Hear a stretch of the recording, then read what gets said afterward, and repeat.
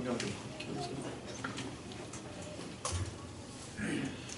네, 오늘은 장로들의 전통이라는 제목으로 말씀 증거할 때 많은 은혜를 받으시기 바랍니다. 오늘 이제 우리가 함께 읽은 말씀에 등장하는 이 바리새인과 이 서기관들은 참 세상 불쌍한 사람들입니다. 원래 이들은 그 유대 사회, 그 당시 유대 사회에서 굉장히 성공한 위치의 사람들이었습니다. 그러니까 기본적으로 성공한 사람들 아니겠습니까? 최고의 높은 위치에 있던 사람들이잖아요. 그러니까 기본만 잘해도 뭐 잘할 필요도 없고 그냥 기본만 해도 많은 사람들에게 존경을 받고 높임을 받을 그런 위치에 있는 사람들이었죠. 그러면 그 위치에 오르기까지 얼마나 이들이 열심히 노력하며 그 위치까지 올라갔겠습니까? 성공한 사람이 그 성공을 굳이 자랑할 필요가 없습니다. 왜? 그만한 자리에 올랐기 때문에 그래요. 잘난 사람이 자기 잘난 것을 일부러 드러낼 이유가 없습니다. 그죠? 뭐 장동건이나 정우성 같은 사람이 막 자기 잘난 것 막 일부러 표현합니까? 그런 거 표현 안 해도 사람들은 다 알아요. 야, 참 잘생겼다. 그냥 바라만 봐도 잘생겼어요. 그러니까 이미 많은 사람들이 그런 사람들의 성공과 혹은 잘난 것을 다 알기 때문에 그걸 굳이 드러낼 필요가 없는 거예요. 그런데 그런 위치에 있는 사람이 다른 사람들에게 얕잡아 보이지 않기 위해서 혹은 우습게 보이거나 어떤 그 자리에 내가 오른 이 자리에서 실추되지 않기 위해서 일부러라도 더 높아지려고 하고 교만해지려고 하는 것은 자기 스스로에 대한 자신감이 없는 겁니다. 그죠? 누가 봐도 다 잘생겼고 멋지고 야, 참 그 괜찮은 사람이다 그런데 자기 스스로가 자신감이 없으니까 자꾸 드러내려고 하는 거예요. 그럴 필요가 없는데.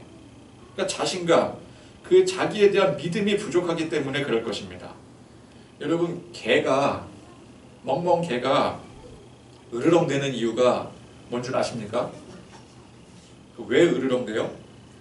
우리는 이제 개가 막 이만한 개가 막 으르렁대면은 무서워 그러잖아요. 근데 사실은 우리가 무서워할 게 아닙니다.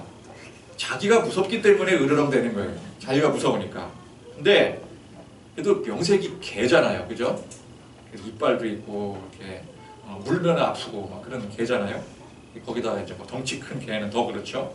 근데 명색이 개인데 자기가 무서워하고 있다는 것을 들키지 않기 위해서 일부러 이빨을 들이대고 으르렁대는 거예요.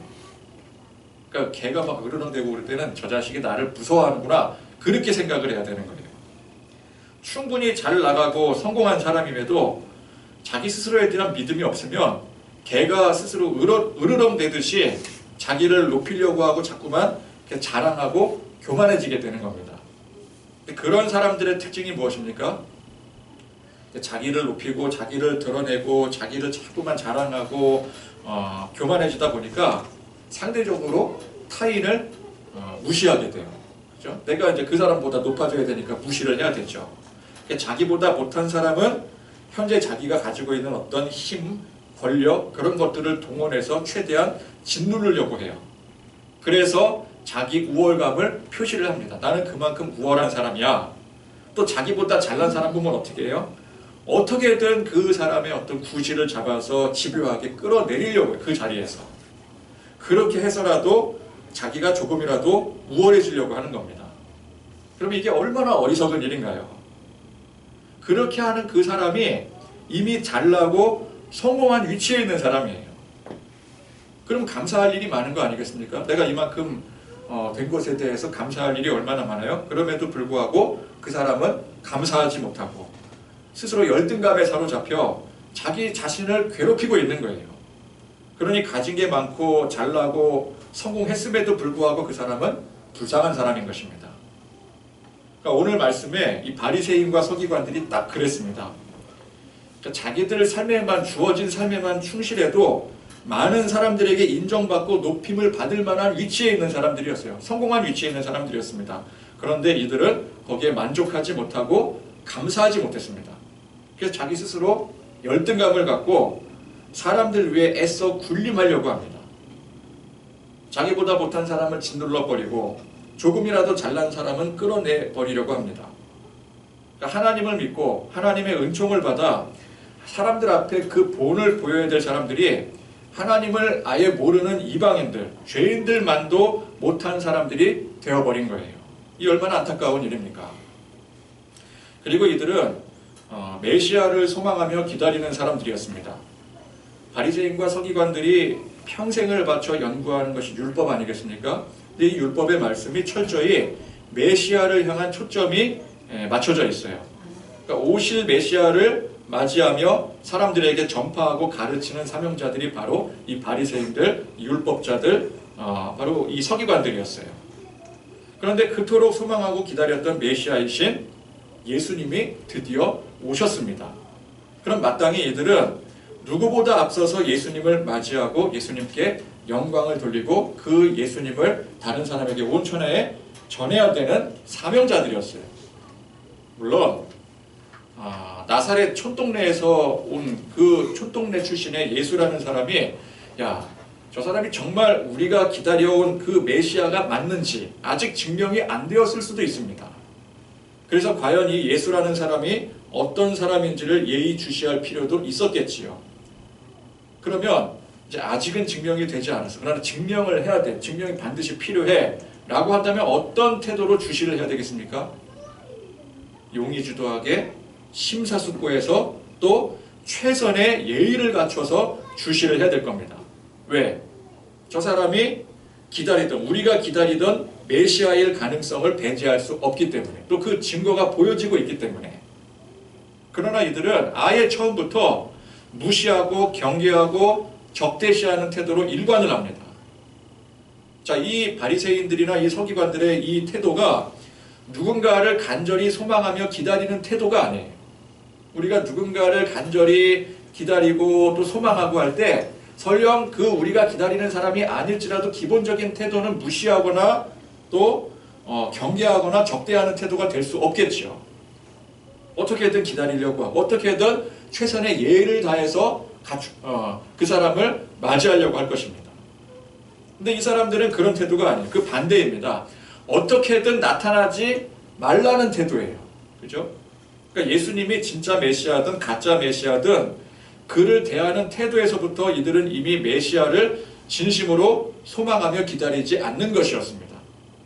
그러니까 겉으로는 어때요? 메시아 사상을 백성들에게 가르치고 설파하면서 우리부터 앞장서서 이 메시아를 소망하며 기다리는 것처럼 보여도 사실상 속으로는 어떻습니까? 메시아를 전혀 기다리지 않았어요. 정반대였어요. 메시아가 오면 안 되는 거였어요. 겉과 속이 다른 거죠. 위선입니다. 가식입니다. 그러니까 하나님을 향한 열망이 아니라 이 성공의 자리에 그 자기의 위치에 그 욕망을 가졌기 때문에 겉과 속이 다른 거예요. 근데 그런 그들에게 예수님이 이제 등장을 하셔서 이제 수많은 능력을 베푸시고 또 진리의 말씀들을 선포할 때 그것은 그들의 열등감에 더욱 불을 지필 뿐이었습니다. 그러니까 애초에 메시아에 관심도 없는 사람들이니만큼 예수님에 대한 이 열등감을 빼면 뭐가 남겠습니까? 그래서 사사건건 트집을 잡아내는데 혈안이 되는 거예요. 이 트집을 잡는 게 무슨 의미입니까? 왜 트집을 잡아요? 정상적으로 상대에서는 승산이 없기 때문에 그래요. 그러니까 자기 스스로의 그 열등감의 표현인 겁니다. 자, 오늘도 이들이 여지없이 등장을 해서 생트집을 잡고 있죠.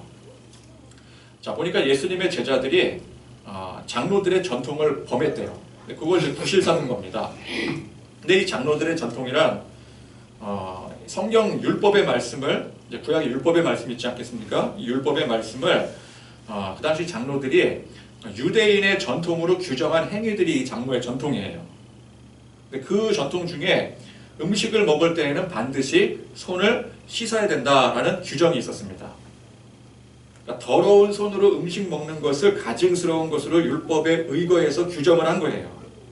자, 그런데 예수님의 제자들이 아마도 이 77밖에 손을 안 씻고 음식을 먹다가 걸린 모양입니다. 손 좀 씻을 것이지. 그죠? 애초에 이제 그런 거리들을 안 만들었으면은 근데 그 애초에 그런 거리들을 안 만들었어도 어떻게든 이 사람들은 다른 구실이라도 찾아서 트집을 잡았을 거예요. 근데 그 중에 하나 걸린 거예요. 근데 여러분 아시다시피 음식을 먹을 때는 손을 씻어야 됩니다. 그죠? 특히나 이제 그 시대 사람들은 음식을 어떻게 먹었습니까? 손으로 다 찢어 먹었잖아요. 손으로 발라 먹고, 그죠?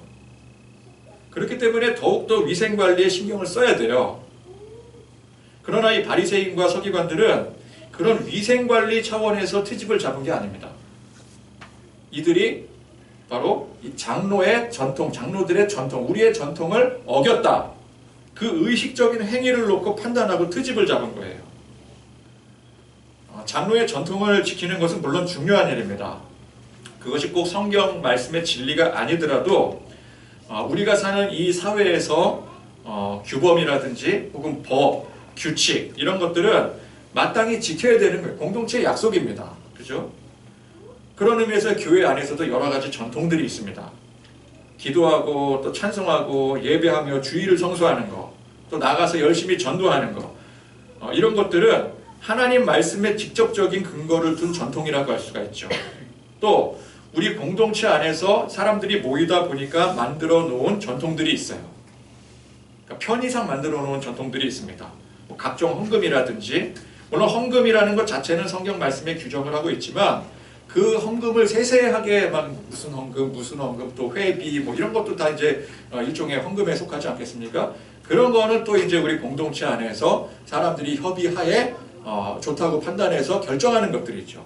또 이를테면 뭐 술, 담배를 금한다라든지, 술, 담배를 금하는 건 성경에 나와 있지는 않아요. 그러나 우리가 예수 믿으면 적어도 이 정도는 해야 되지 않겠는가? 공동체 안에서 규정을 하는 겁니다. 또 절기도 물론 이 성경 안에서 규정하고 있지만 성경 안에 있는 그 절기를 그대로 지키는 게 아니라 우리 현실에 맞춰서 요거는 지키고 요거는 지키지 않아도 될 거다 해서 그것도 이제 교회 안에서 교회 공동체 안에서 협의하에 지키는 것들이죠. 근데 이러한 것들은 공동체 안에서 이제 사람들끼리 협의를 해서 지키는 전통들이라고 볼 수가 있습니다. 이 또한 우리가 교회 공동체의 일원으로서 마땅히 지켜야 될 전통들인 것이죠. 자, 그런데 중요한 것은 이러한 전통들이 이게 불변의 진리가 되는 것은 아니라는 겁니다.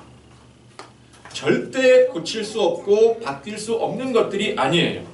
전통이니까 절대로 지켜야 돼. 이게 아닙니다. 하나님 말씀에 직접적인 근거를 두고 만든 전통이라 할지라도 그 당시에는 하나님의 말씀을 해석해서 이렇게 전통을 만들었다고 생각이 되어졌더라도 나중에 다시 해석을 해보니까 재해석해보니까 그 해석이 그 당시에 잘못된 해석이었구나. 그래서 말씀에 직접적인 근거를 갖는다고 판단하기 어려울 때는 그것을 맞는 방향으로, 맞는 것으로 바꿔야 되는 거예요. 이를테면 유대인들이 구약시대에는 이제 안식일을 근거로 지키지 않습니까? 왜 구약의 말씀에 근거하니까 안식일을 지키는 게 맞아요. 그게 토요일이었습니다. 우리식으로 이제 요일식으로 보면은 그게 토요일이었어요. 그런데 나중에 이제 예수님이 오시고 예수님께서 십자가에 돌아가시고 부활하신 그 신약으로 재해석이 되니까 이 안식일이 주일로, 그죠? 토요일에서 일요일로 바뀌게 되는 거예요.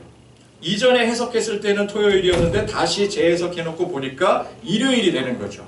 그럼 바뀌는 거예요. 중세시대까지 교회 안에 어떤 그 성경 말씀을 근거로 했다고 하는 여러 전통들이 이게 사실은 말씀을 제대로 연구하고 해석을 해보니까 대부분이 바뀌어야 될 내용들이었어요. 그래서 뭐가 일어나요?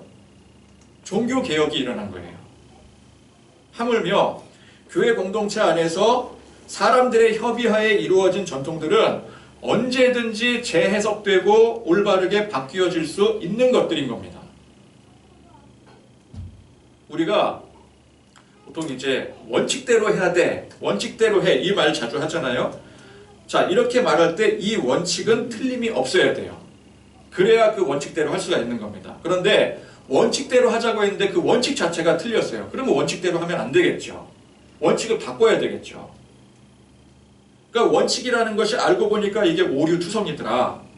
그러면 그 원칙을 수정을 해야 돼요. 그럼에도 불구하고 그 원칙대로 하면 안 되는 겁니다. 그죠? 그러니까 원칙대로 해야 돼 라고 할 때 중요한 전제는 뭐예요? 그 원칙이 올바른 것이 돼야 돼요. 그죠? 근데 우리는 그걸 좀 간과할 때가 많아요. 그냥 원칙이니까 무조건 해야 된다고 생각하는 경우들이 많다라는 거죠. 그래서 개혁주의란 우리 이제 개신교가 개혁주의입니다. 이 개혁주의란 하나님의 진리의 말씀에 입각해서 중요한 건 하나님의 진리의 말씀이 기준이 돼야 되는 거죠. 그래서 항상 올바르게 오류를 바로잡아 개혁을 이루는 것을 말하는 거예요. 이게 개혁주의예요.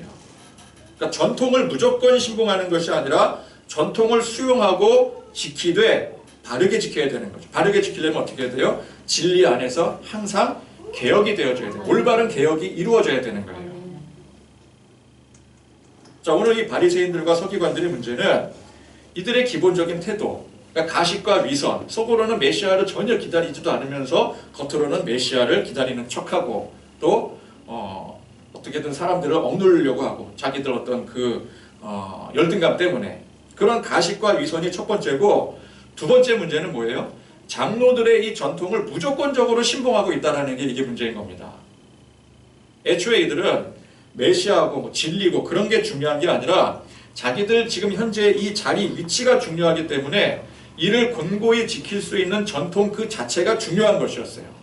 그죠? 이 전통이라는, 그러니까 그들이 이제 장로의 전통이라고 지키는 모든 것들이 자기들 자리를 보존하는 수단이 되는 겁니다. 그러니까 이 지키는 게 중요한 거예요. 왜? 하나님 말씀대로 살기 위해서가 아니라 이 자리를 지키고 보존하기 위해서. 그러니 개혁 의지는 조금도 없고요. 말씀을 제대로 해석하려고 하는 의지가 조금도 없고요. 그저 이 전통을 바탕으로 이걸 지키느냐 마느냐 이게 중요한 거예요. 안 지키면 바로 정죄 들어갑니다. 그에 따른 처벌만 있을 뿐이에요. 왜? 그렇게 해야 내 이 위치가 곤고해지기 때문에 그래요. 권위가 서기 때문에 그래요. 그러니까 이들은 예수님의 제자들이 손을 안 씻고 불결하게 음식을 먹어서 혹이라도 탈날까 봐, 물론 그 당시에 그런 의학적 지식도 없었겠지만, 혹은 하나님 앞에 저 하나님 말씀을 어겨서 벌 받을까 봐 진심 걱정이 돼서 지적을 하는 게 아니죠. 자기들이 세운 그 기준에 그 행위를 하지 않는 것을 정죄하기 위해서, 그 정죄를 함으로써 자신의 권위를 더 다지기 위해서, 또는 또 하나는 다른 속셈으로 이로 인해 누구를 지금 공략하는 거예요? 사실은 제자들을 공략하는 게 아니라 예수님을 공략하는 거잖아요. 요 행위를 트집 잡아서 예수님을 공경에 빠뜨리고자 하는 속셈으로 지적을 한 거죠. 자, 여기서 또다시 발생하는 문제가 무엇입니까? 그 행위를 지켰느냐 범했느냐 이게 문제가 아닌 거예요. 결국은 이들이 예수님을 메시아로 인정할 생각이 애초부터 없어 예수님을 대적하려고 한 것이 첫 번째 문제이고, 하나님의 사랑과 긍휼과 은혜의 마음이 없이 대했다라는 게 이게 두 번째 문제인 것입니다. 이 두 가지가 굉장히 치명적인 문제가 되는 거예요. 자, 첫 번째 문제가 뭐라고요? 이들은 예수님을 대적하는 태도로 임했다. 자, 이 예수님을 대적하는 태도와 이 행위는 명백히 가증스러운 범죄 행위입니다. 하나님 보시기에. 그렇죠? 하나님 제일 싫어하시는 일이 뭐예요? 제일 가증스러워하시는 행위가 뭡니까? 우상숭배잖아요. 우상숭배. 그죠? 근데 그보다 더 가증스러운 일이 뭐예요? 하나님을 대놓고 경멸하고 대적하는 행위예요. 근데 알고 보면은 우상숭배나 하나님을 대적하는 거나 똑같은 거예요. 보여지는, 나타나지는 형태가 다른 거지 그 의미는, 본질은 똑같은 겁니다. 하나님을 대적하는 행위예요. 우리가 신앙생활하는 데 있어서 가장 중요한 게 뭡니까? 하나님을 믿고 경외하는 거. 그죠? 우리가 신앙생활을 하는데 하나님을 경외하지 않는다. 이거 신앙생활에 의미가 없는 거예요. 그죠? 하나님을 경외하고 우리 예수님을 온전히 믿고 섬기는 게 제일 첫 번째입니다. 우상 숭배하는 것은 그것이 다른 신을 섬기는 행위이거나 다른 신이 아니더라도 하나님보다 혹은 예수님보다 더 사랑하고 더 우선시 여기는 모든 행위를 일컫는데, 이것이 곧 하나님을 경멸하며 대적하는 행위가 되는 거죠. 그렇죠? 우리는 오직 하나님 외에 다른 신을 섬기지 말아야 돼요. 하나님만 사랑해야 돼요. 그런데 하나님보다 더 사랑하는 게 생겨요. 하나님보다 더 중요한 일이 생겨요. 그럼 그거는 하나님을 대적하는 일이 되는 거예요. 또 오늘 말씀의 이 바리새인과 서기관들처럼 하나님이 기준이 되지 않는 전통 그 자체에 집착하는 것도 이것도 하나님을 대적하고 경멸하는 행위와 똑같은 겁니다. 왜냐하면 이들에게는 이 전통이 우상이기 때문에 그래요. 우상이 곧 하나님을 대적하는 행위지 않겠습니까? 전통이 우상이 될 수가 있는 거예요. 그러면 그것도 하나님을 대적하는 행위가 되는 거죠. 그러니까 우리가 하나님보다 돈을 더 사랑하고 세상, 성공, 명예를 더 사랑하는 것이 우상 숭배하는 것과 똑같듯이 교회의 전통을 그 자체를 신봉하고 지키는 행위 또한 우상 숭배가 될 수가 있는 거예요. 전통이라고 무조건 중요한 게 아니라 그냥 그 전통에만 급급해서 전통만을 지키려고 하는 게 그게 우상 숭배가 되는 거라고요. 그래서 교회 안에 제일 나쁜 습관이 뭡니까? 아무 생각 없이 따르는 게 제일 나쁜 거예요. 아무 생각 없이 따르는 거. 제일 나쁜 거예요. 따르니까 좋은 거 아니야. 순종 잘하니까 좋은 거 아니냐? 맹목적인 순종이 그게 답이 아니에요. 근데 교회에서는 그걸 잘 가르치질 않죠. 무조건 순종하면 좋다 그러죠. 근데 순종을 하되 우리는 개혁 의지를 가지고 순종해요. 그게 개혁주의예요. 제일 나쁜 거예요. 아무 생각 없이 따르는 거.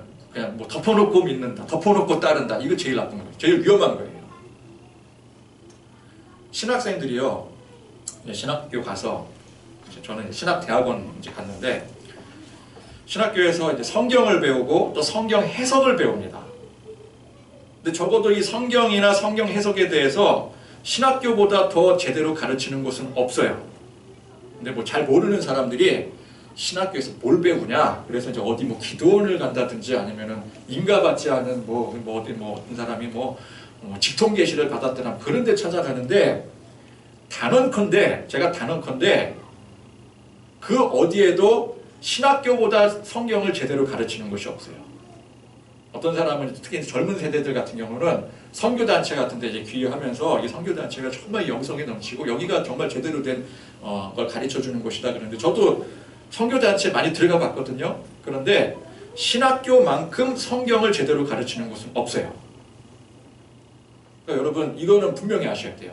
그래도 대한민국에 적어도 대한예수교 장로회 합동 측 신학교가 그래도 성경을 제일 제대로 잘 가르치는 곳이다.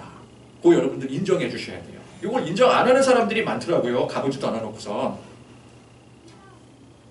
자, 그런데 그러면 이제 신학교에서 이제 그 성경을 배운 사람들은 성경을 제대로 배운 사람들 아니겠어요?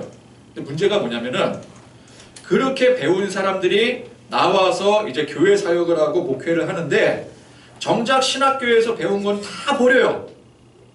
희한하게. 그걸 다 버리고 각자 그 교회의 전통들을 아무런 의심 없이 따르게 됩니다. 신학교에서 목회 성공에 대한 방식을 가르쳐 준 적이 없는데 다들 나와서 목회 성공에 따른 방식들, 이런 것들이 이제 교회 안에 얼마나 많이 전통화가 되어서 내려오고 있는데, 그러니까 교회 안에 수많은 전통들이 다 목회 성공 방식들이거든요. 변질이 되어 있거든요. 근데 대부분 이거를 그냥 따르는 거예요. 왜? 전통이니까. 내가 교회에서 배우는 게 그거니까. 학대받아가면서까지 배우는 게 그거예요. 부교육자들이 교회에서 학대받아가면서까지 배우는 게 그거라고요. 근데 그거를 아무 의심 없이 처음에는 의심을 했다가도 자연스럽게 자기 것으로 배우고 습득을 하고 마는 거죠. 숫자적 부흥이라든지 양적 성장이라든지 그러다 보니까 이 저마다 교회 건축이 최대 사업이 됩니다. 근데 이 부분들은요, 신학교에서 절대 가르치지 않아요. 많은 성도들이 좀 착각을 하는 경우가 있어요. 목사님들이 하도 그냥 양적 성장, 돈 그렇게 막 요구하고 맨날 헌금해라, 닥달하고 교회 건축해야 된다 그러니까 신학교에서 맨날 쓸데없는 거 배우나 보다 그렇게 생각을 해요. 저거 다 신학교에서 배운 줄 알아요. 신학교에서 단언컨대 이 부분에 대해서 전혀 가르치지 않습니다. 전혀 가르치지 않아요. 제가 신학대학원 4년 다녔거든요. 4년 동안 단 한 번도 교회 숫자적 부흥이라든지 양적 성장이라든지 교회 건축에 대한 내용 그 어떤 것도 배워본 적이 없어요. 근데 배운 것도 없는데 어디 가서 다 그렇게 물들어온 거예요. 교회 사역하면서 그게 다 물든 거예요. 적어도 신학교에서는 그걸 가르치지 않는다니까요. 돈, 세상 성공, 유익 그런 게 전부 축복으로 변질이 돼서 그걸 잘하는 게 목회 성공인 현실입니다. 그러니까 제가 여러분들에게 명확하게 알려드리는 거예요. 신학교에 적어도 대한민국 총회 신학 성신대학교 혹은 칼빈대학교 우리 교단 안에, 저는 이제 교단 안에 있는 신학교를 나왔으니까 우리 교단 안에 있는 신학대학교 및 신학대학원은 이런 부분을 가르치지 않아요. 그러니까 여러분 그거는 좀 안심을 하셔도 돼요.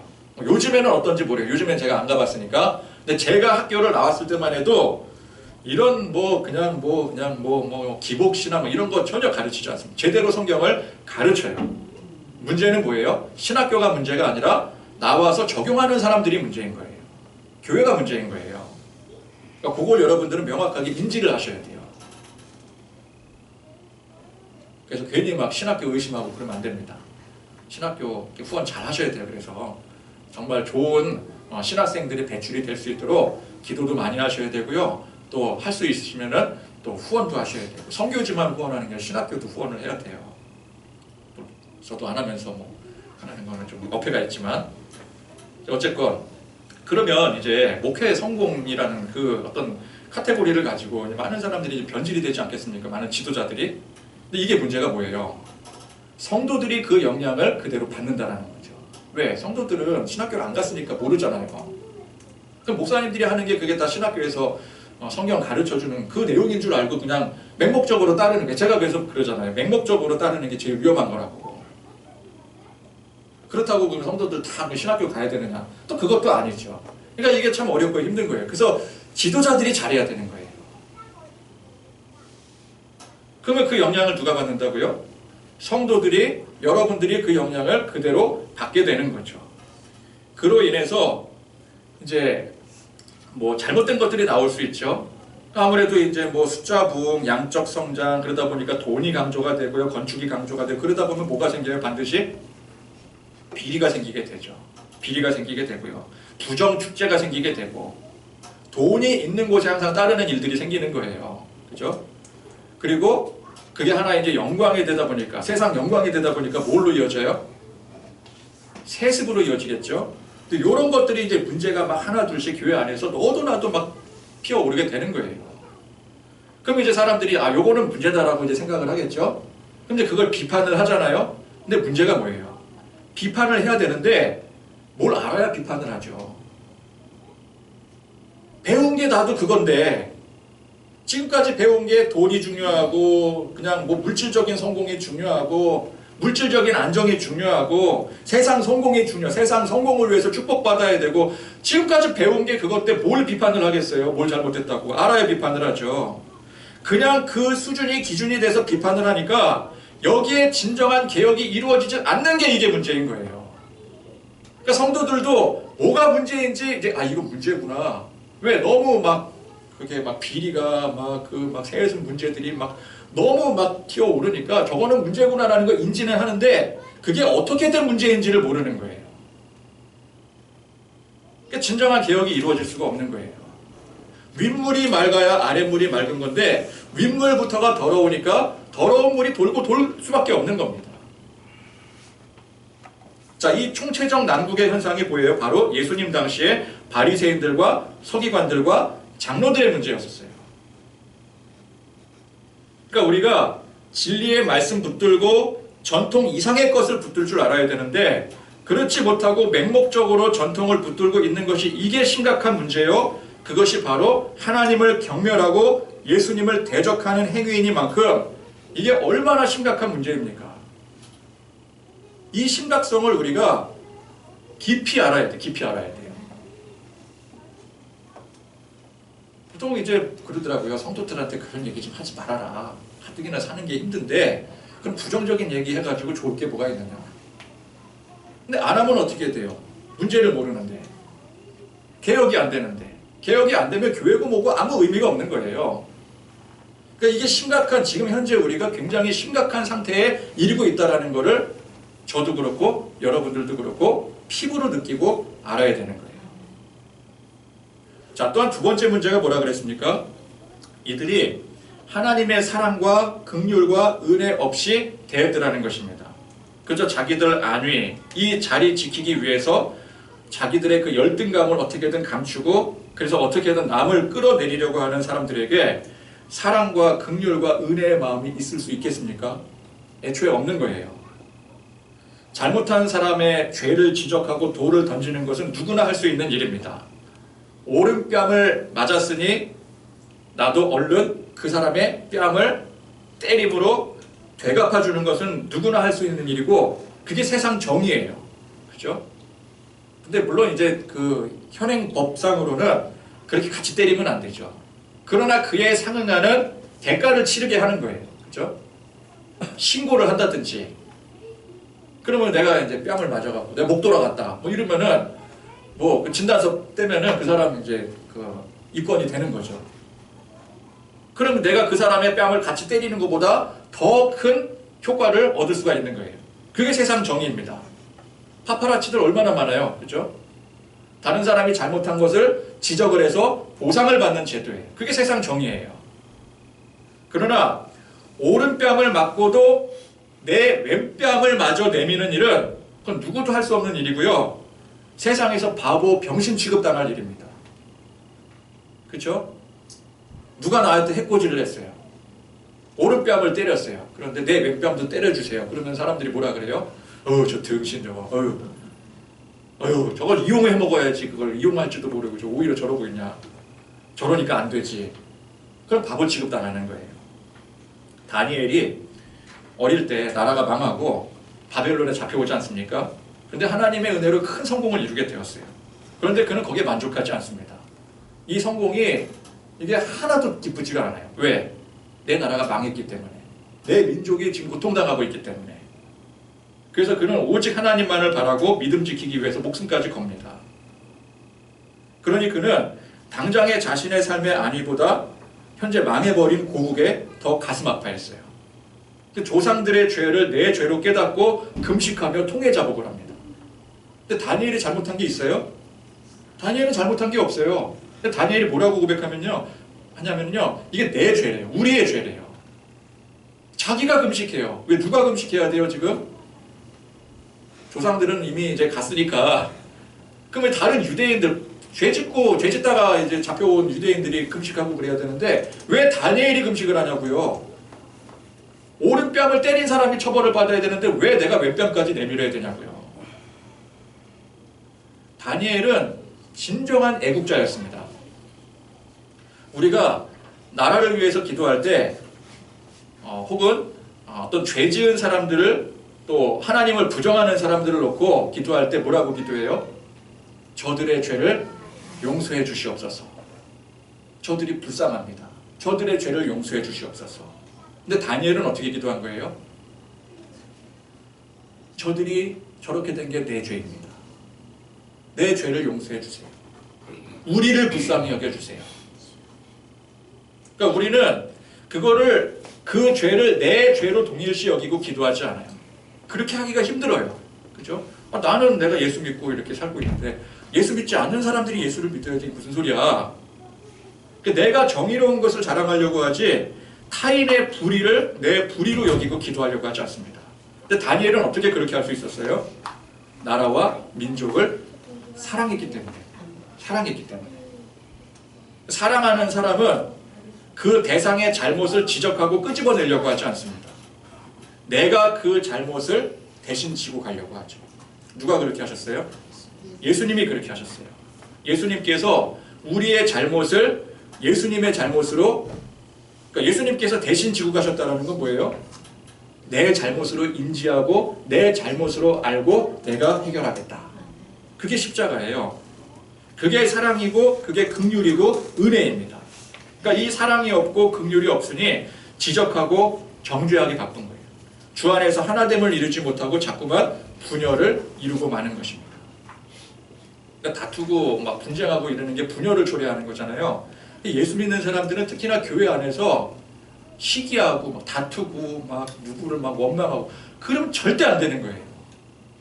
그런 상황이 생기더라도 그런 상황이 생길 수 있죠. 누가 이렇게 나한테 뭔가를 했는데 의도하고 한 거는 아닌데 의도하고 했을지라도.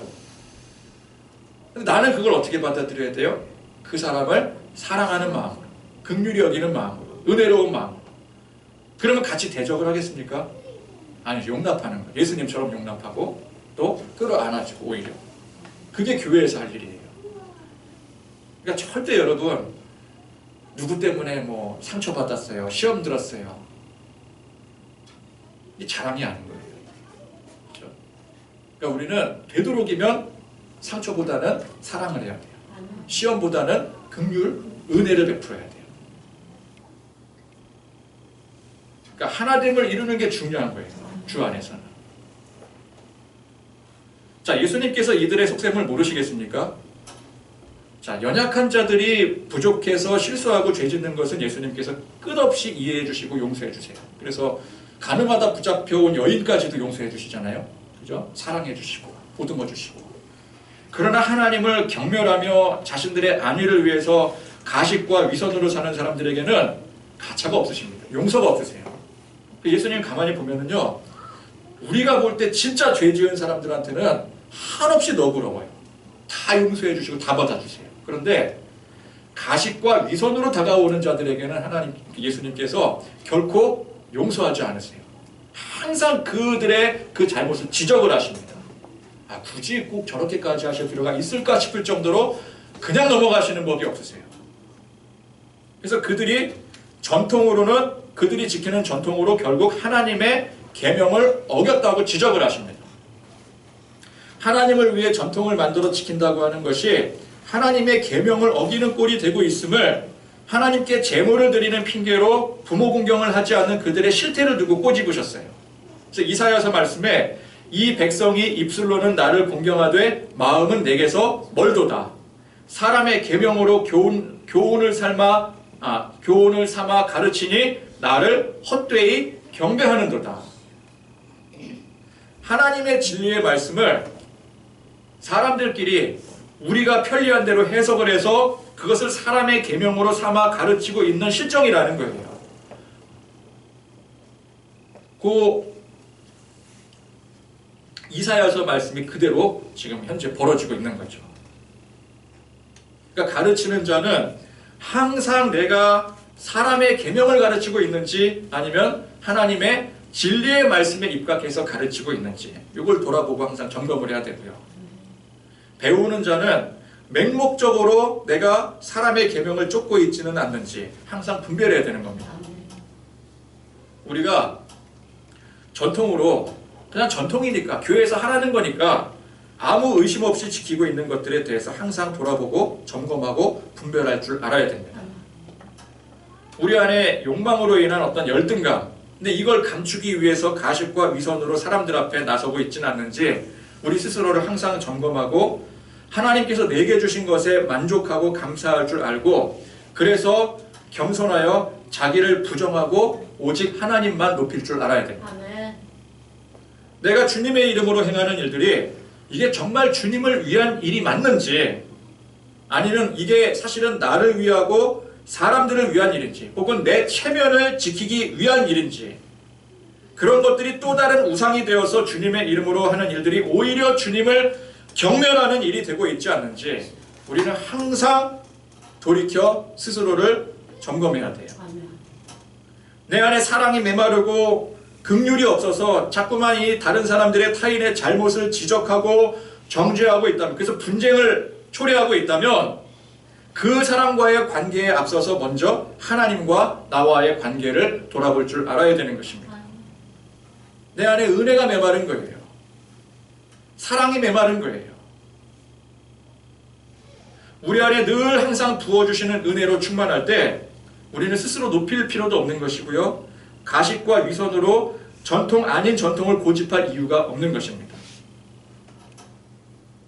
여러분, 은혜로운 사람들이 되실 수 있기를 간절히 축원드립니다. 아멘. 찬양하시겠습니다.